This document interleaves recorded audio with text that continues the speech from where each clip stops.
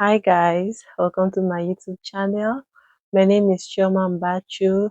If you're new here, you are so much welcome.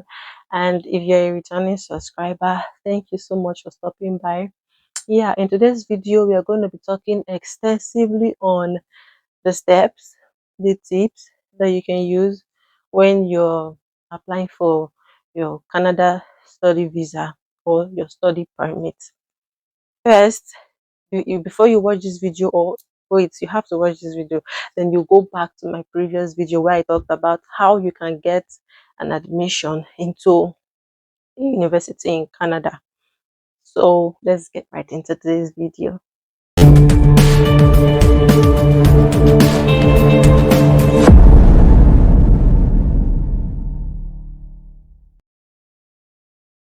So guys, like I said, first thing that you do, you have to get an admission into a university in Canada. You have to be approved to come study.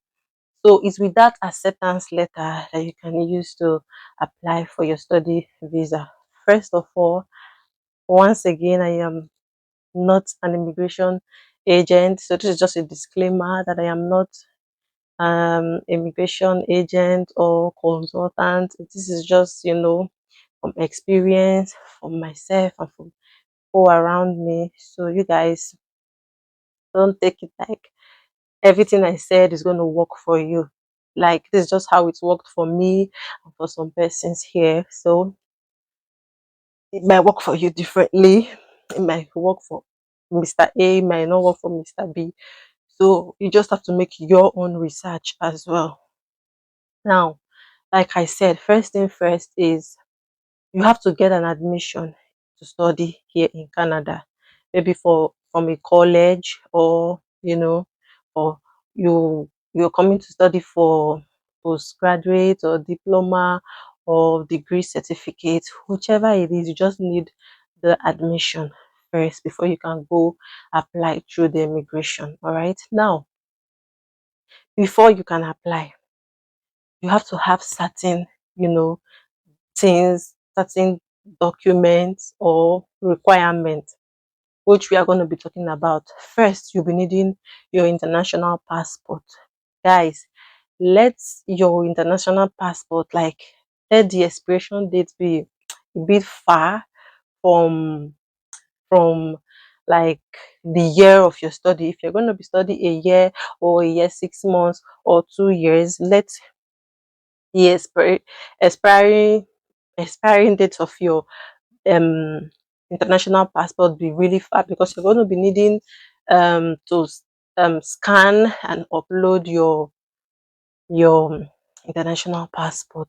Like, if you have any travel history, any stamp made on your passport, you have to scan everything and submit, like upload on the website.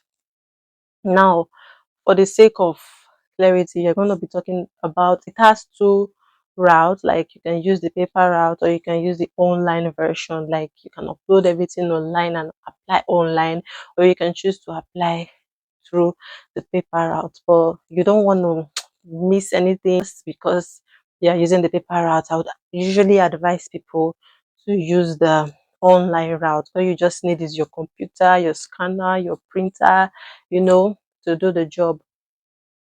So basically, you're going to be needing that. You're going to be needing, your transcript from your school. You see that transcript is coming from admission process to this visa process right now. So you're going to be needing your transcript. You're going to upload that as well. You're going to be needing maybe your WAEC certificate if you're from Nigeria, or your degree certificate, like your postgrad or your undergrad certificate. So you're going to be needing all of that, and you're going to be needing a police report or police clearance certificate. We're going to talk about that extensively. Then you're going to be needing your bank statement. We're still going to talk about that. And how you're going to be doing medicals, you're going to be doing biometrics. So a lot of it that we're going to be talking about in this video today. Now, let's talk about the proof of this. Proof of funds is basically your 1 year living expenses and your tuition fee.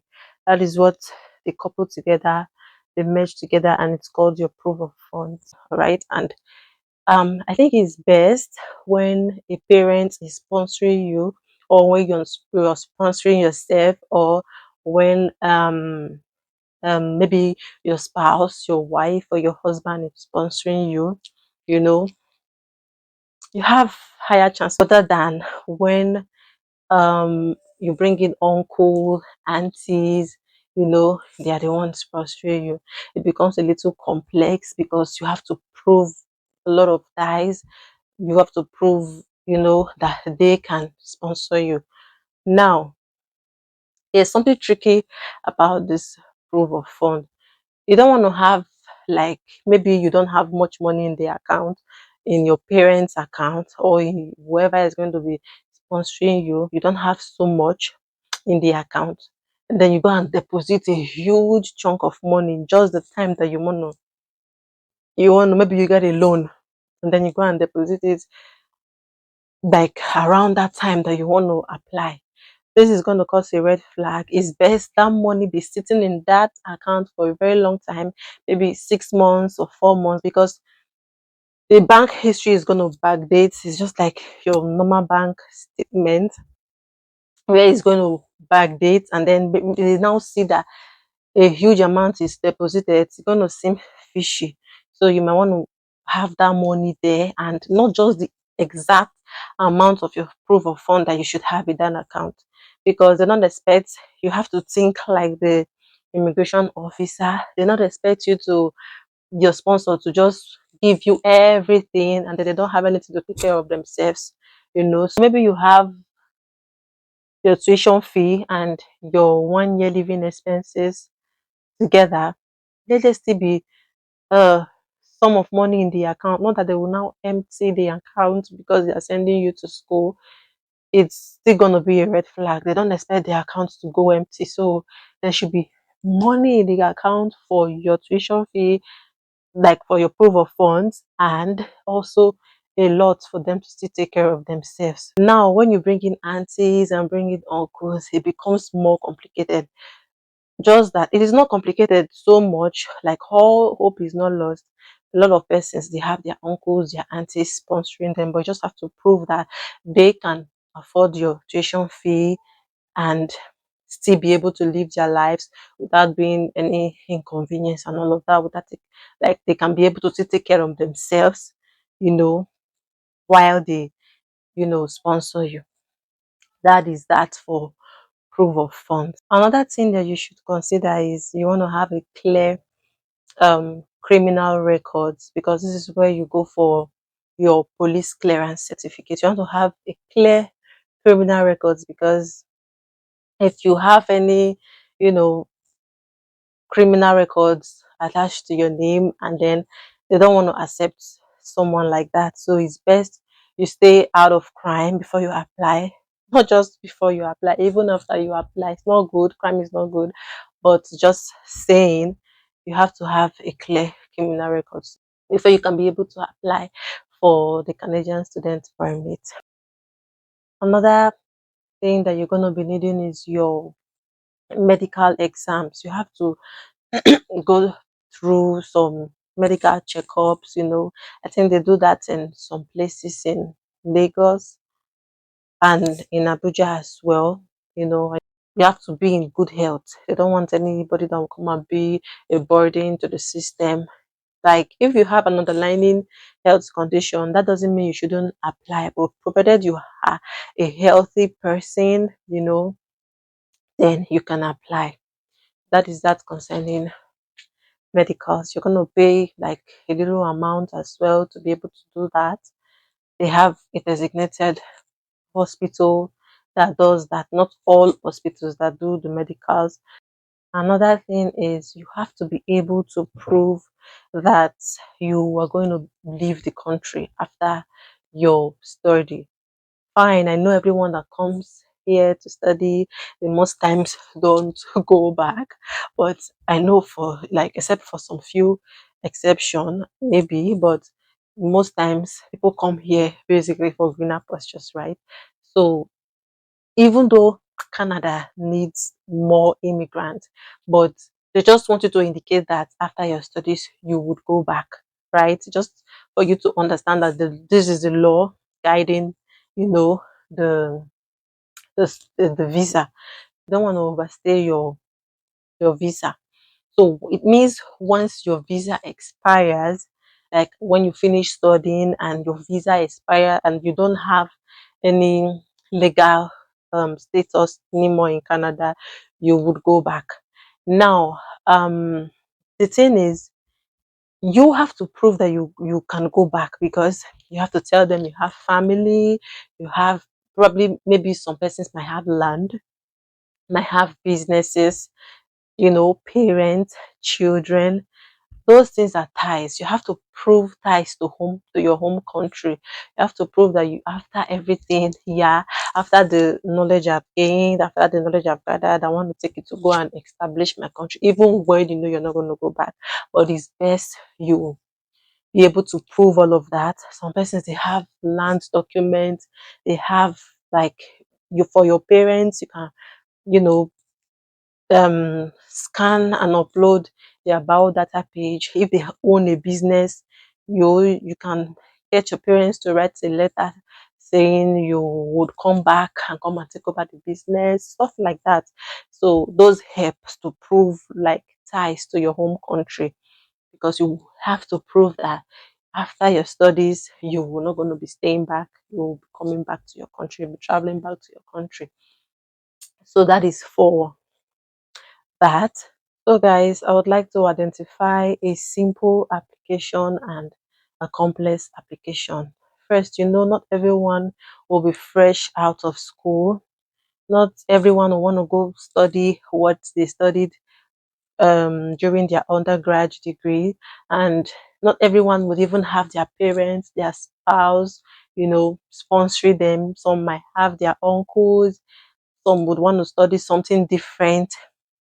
Now, that could make your application a bit complex, but then you don't, you have to just think like the immigration officer that is handling your documents. What you need to do is give them lots of proof, bombard them. Like, all hope is not lost if it's a little complicated, but then all you need to do is just give them lots of proof that you think they need. Remember, with this application, there is no interview, there is no time to call you for questioning, why is this, why is that. You have to, put everything that they will be needing, explain yourself very well, possibly write a letter of purpose, because a letter of purpose can, or yeah, a letter of purpose can be, where you explain why you want to school, why you choose this country, why this, why that. You just basically pour your heart and soul in that letter, right? Why is your uncle, or look how wealthy is your uncle, so he's capable and able to sponsor you, stuff like that. So just know that with this process, there is no interview. It is with what you gave them, that is what they are going to use to process your visa. Like, you have to make yourself an ideal candidate, because it is really competitive, and maybe they have loads of, you know applications to handle, and then yours come out being so fishy. There's a lot of questions that needs answers. Then just put yours aside and look for one reason and say no, maybe insufficient fund, or blah blah blah, and add all other things to decline the visa. So you have to really make it a little simple, keep it straight.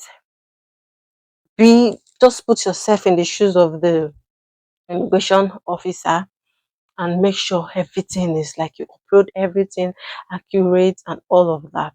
So guys, aside your visa fee, you're going to be paying certain amounts for your biometrics, and this biometric is done in Lagos. It's done in Lagos, yeah. And where you go, they take your fingerprints. That is going to take a little money from you again, and also your medicals. Keep some funds aside as well for your medicals, and a lot of, running around, scanning and doing all of that. What you need to do is you gather all these documents, gather everything that you need, you know, merge them in one PDF and upload it, right? Now, let's talk about how you can um apply using your like the online route using your computer. First, you will need to, you know, you'll be asked a question like in the IRCC page website. Now you'll be made to ask the question, where are you applying from? Obviously outside the country. There are some persons that applies inside the country, but you are not, in that category. So you tick the one that suits you, which is you are applying from outside the country, and then it's going to direct you to another page where you would um you'll be creating an account. It's called the GCkey account. It's user friendly, you know, within minutes you are done with signing in with your GCkey, and then you have that account. It will now direct you to like where suits you, which is study visa. Then you click on that. You're going to be downloading all the forms that are going to come out, because you're going to be filling those forms, right? But for the sake of this video, we are talking about online version, right? So you download all those things. You need an Adobe Reader to be able to download that, the one that is up to date. So you download and then you start filling everything, and then thereafter you will see where you need to upload everything that you need to upload. Okay, also you're going to be needing a digital photograph. This photograph is like, they have this Canadian specification. It's usually a white background, but I'm going to put a link to that. It's usually a white background and you can snap it anywhere. Just make sure it is that particular specification, because they might reject it if it's not the particular size that they want. So that is another thing that you're going to be needing. Another tip is you can actually get your sponsor to write a letter for you, why they, just a simple letter like how they intend to sponsor you and why they want you to study in Canada. Just a letter that can still help to, convince, especially when it's still coming from your relative and not a parent. So you have to give that as a little proof of, yeah, this is why they want you, and this is why they want you to study in Canada, and this is how they plan on taking care of the expenses and all of that, and all the tuition fee and everything. I'm going to be leaving like links and the requirements, or basically most of the things that you're going to be needing as regards this process, in case I forget to mention any particular one. So everything is going to be on the description box, so you might want to check that as well. And also be sure you check, like not just check, to double check that you uploaded everything. Possibly let someone and like another eye, not just you alone, because you might make some errors and some mistakes. So let some trusted persons be around you. This is the reason why some persons usually go through agents, because they don't want to go through the stress of be sure that everything is accurate. If not, you really don't need an agent with all of these processes, because they are user friendly. Provided you can use your system, you can use your computer, it is really not so hard. So but if it's going to be stress to you, yeah, or you have the money, yeah, you can contact some of the agents that help with study visas. But if you want to do it on your own, just be sure you have a lot of eyes helping you, a lot of persons joining you, and check that everything is correct. You don't want to, because of one small thing, get declined, so you have to be sure everything is accurate. Then you upload them. So after you've submitted, and then maybe they sent you like a medical request, it is just like a pretty much assurance that yeah, you might get the visa. It means they are okay with the paperwork. It now depends on your health, your health status. So they will send you for medicals.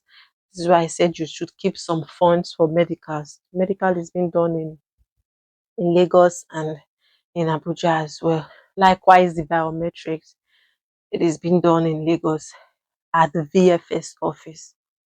So basically, those are the two things that you need to do, and then those people are the ones that will not send everything to the Canadian embassy or the officer that is handling your handling the process. So your medical request is actually like a positive sign, like a good sign. If they're going to deny you visa, they most times will not even send you to do medical, because this process is just like 2 months or more than 2 months, or can be less with some persons, can be more with some persons. And this brings me to the time for you to apply. You don't want to apply for your visa when your school is almost um due for the session to resume. Probably maybe you got the admission this I don't know, let me say, let it be like 9 months time before your school resumes. 9 months times before your school resumes should be the time that you should apply for your study visa. So you give it a lot of time to gather everything, gather your document, gather your proof of funds, gather pretty much everything that you'll be needing for the process. And after that, you still need time to still travel, to still settle a lot of that. You don't want school already in session, then you'll not be running elter scatter. That's when you might be arriving late when school is already at the midsection. You don't want all of that to happen. So you have to apply for your visa little earlier, not a little, like very early before you get like before your school resumes, right? So that is another tip. So basically, that is pretty much everything. Don't forget to pray. This thing is really competitive. Like, if you have a simple or a complex, you might not be able to determine that. It is like the visa officer that that has the final say, right? But then you have to pray. So I hope this video is detailed enough. I hope it's informative. So, like, if you have any question or anything that you want me to make a video on, you can put it in the comment section. Or if you have any question at all, you can put it in the comment section. I would reply you. And as well, if you have not subscribed, please now, what are you waiting for? Please, please, please subscribe. Help your girl now.